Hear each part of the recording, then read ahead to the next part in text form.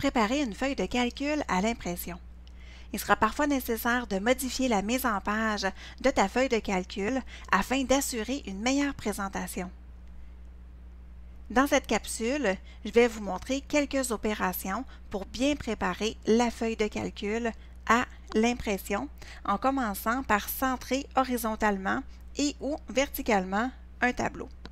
Alors en fait, par défaut, le tableau dans Excel va automatiquement être aligné sur les marges supérieures et gauche. On peut très bien le voir dans l'aperçu avant impression, donc on voit que c'est bien aligné en haut et à gauche. Ce qu'on peut faire pour modifier cet alignement-là, donc par exemple le centrer de façon horizontale ou verticale, on va aller cliquer sur l'onglet Mise en page. Dans le groupe Mise en page, je vais aller cliquer sur Marge et je vais aller sur Marge personnalisée et j'ai une boîte de dialogue qui va s'ouvrir. Dans la boîte de dialogue, premièrement, on peut voir ici un petit dessin de l'affichage qu'on a présentement. Donc, on voit bien que c'est en haut et à gauche. Dans le bas ici de ma boîte de dialogue, centrée sur la page, je peux aller cocher. Donc, les cases à cocher horizontalement et verticalement. Et quand je vais cocher les cases, vous allez voir la différence ici dans le petit aperçu, ce que ça va nous donner. Alors, si je coche horizontalement, donc, la position horizontale a été appliquée ici et verticalement, même chose, on peut voir que la position verticale a été appliquée. Je peux aller appuyer tout de suite sur le bouton Aperçu et ça va m'amener directement à l'aperçu avant impression pour pouvoir m'assurer donc que mon tableau est bien centré horizontalement et verticalement. Deuxième chose qu'on peut faire, c'est modifier l'orientation de la page. Alors en fait, par défaut, Excel va appliquer l'orientation portrait à la page qui contient le tableau.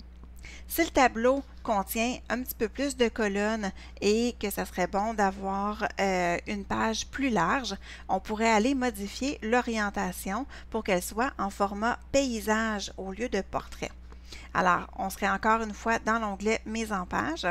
On va aller cliquer sur Orientation et je vais aller sélectionner Mise en page, Paysage. Et voilà, donc j'ai cliqué, j'ai sélectionné Paysage pour l'orientation et vous voyez que ma ligne pointillée qui était tantôt, si je me remets à portrait, elle était après la colonne C. Donc, ma ligne pointillée, on se rappelle que c'est ça qui fait la limite de la page.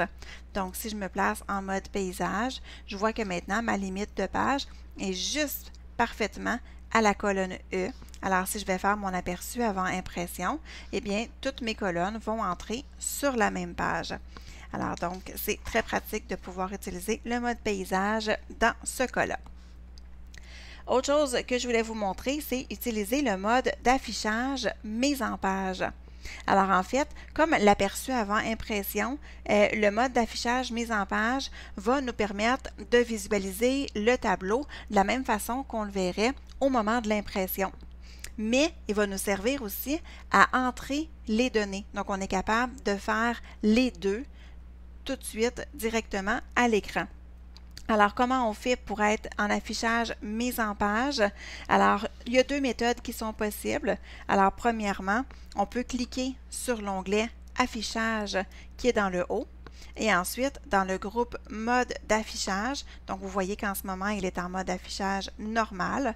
Je pourrais aller sélectionner Mise en page comme ça. Et je vais avoir donc mon affichage mise en page qui va être affiché. Deuxième possibilité, si je me remets en mode normal, on peut aller dans la partie droite de la barre d'état qui est juste en bas, dans les paramètres d'affichage. J'ai le mode normal qui est ici. Et au milieu, donc, j'ai le mode ici, mise en page. Alors, je peux juste cliquer dessus. Et je vais être en mode d'affichage mise en page, tout simplement.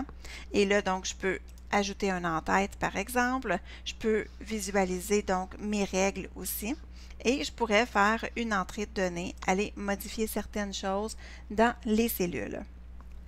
Si je veux insérer du texte dans l'entête de ma feuille de calcul, bien, je suis justement très bien positionnée dans le mode d'affichage mise en page pour pouvoir le faire. Donc, vous avez vu tantôt, je peux aller directement dans l'entête. J'ai mes 3 sections d'entête qui sont affichées. Donc, c'est une des façons de pouvoir arriver à l'entête et ou au pied de page aussi, évidemment. Donc, on peut utiliser le mode d'affichage mise en page pour pouvoir accéder aux entêtes et au pied de page. Ce qui est possible de faire aussi, si je retourne en mode normal, donc j'ai 2 autres possibilités. Je peux aller dans l'onglet Mise en page. Je peux développer l'onglet Mise en page pour pouvoir avoir accès à la boîte de dialogue. Et là, j'ai un onglet en-tête et pied de page. Alors, je pourrais aller sélectionner un en-tête ou un pied de page personnalisé. Et à ce moment-là, j'ai plusieurs options. Donc, je pourrais insérer une date, je pourrais insérer l'heure, le chemin de mon fichier, le nom de mon fichier, etc.